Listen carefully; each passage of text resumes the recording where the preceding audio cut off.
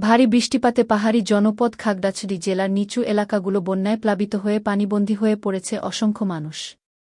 বন্যা দুর্গত এসব মানুষের মাঝে ত্রাণ বিতরণ করেছেন মহালছড়ি জোন কর্তৃক ভুয়াছড়ি সাব জোন।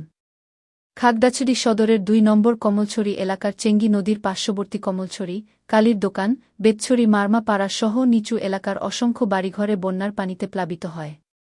তারই ধারাবাহিকতায় মহালছড়ি জোন অধিনায়কের নির্দেশনায় ভুয়াছড়ি সাব জোনের উদ্যোগে পাহাড়ের বন্যায় ক্ষতিগ্রস্ত ২০০ চাকমা ও মারমাদের মাঝে ত্রাণ হিসেবে সাদা ভাত, মিক্স সবজি বিতরণ করে।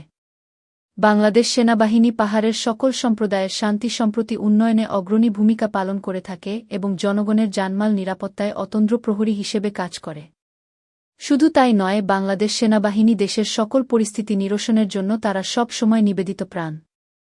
জনসাধারণের জীবনের প্রতিটা পরতে পরতে তারা জীবনবাজি রেখে নিরলসভাবে কাজ করে থাকে। তারই দৃষ্টিকোণ থেকে মহালছড়ি জোন পাহাড়ের সকল সম্প্রদায়ের মেলবন্ধনে নিবেদিত প্রাণ হিসেবে ভূমিকা পালন করে থাকে।